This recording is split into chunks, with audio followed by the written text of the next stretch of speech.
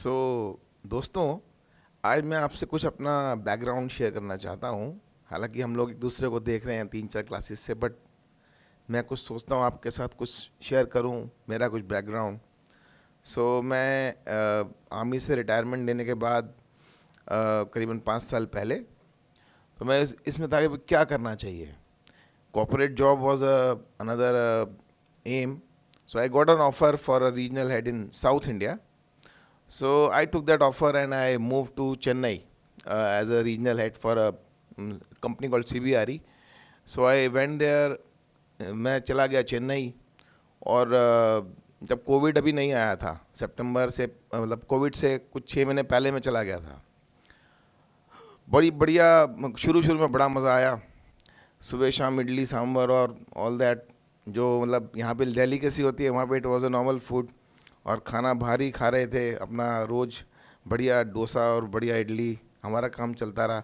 धीरे धीरे जैसे जैसे समय बीतना शुरू हुआ, हमें अपना नॉर्थ इंडियन खाना याद आने लगा. अब जब खाने का शौकीन आदमी और उसको लगे यार पराठा खाने, पराठे के मिलते ही नहीं है, या अपना जो खाना है वो मिलता ही नहीं कहीं पे, तब जो है स्ट्रेस होना शुरू हुआ कि भाई अब क्या करें.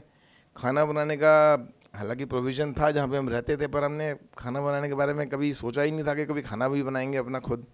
मतलब ज़िंदगी में ये भी करना पड़ेगा काम. खैर चलता रहा किसी तरह काम. फिर एक दिन वो हुआ जो कि सभी ने फेस किया, कोविड, लॉकडाउन. अब लॉकडाउन हो गया.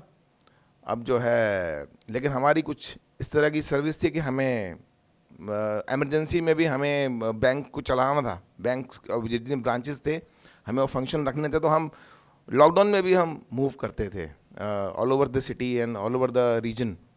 और देयर वर मेनी चैलेंजेस बहुत फेस किए उन लोगों को चालू रखने के लिए, एस्टेब्लिशमेंट्स को, कोविड में भी, लॉकडाउन में भी, रिमोट एरियाज़ में.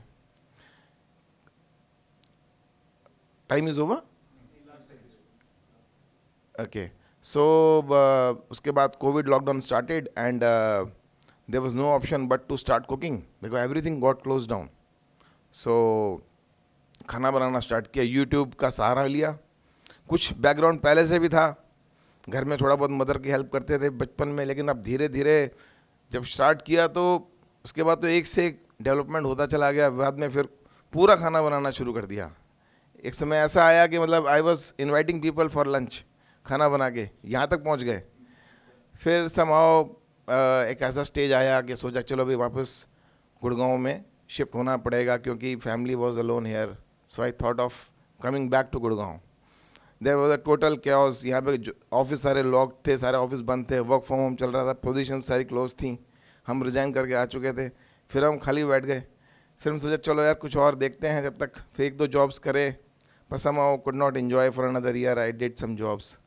फिर उसके बाद आई थॉट नहीं, this is not the thing I am looking for in a second phase of my life. So I started exploring new options in life.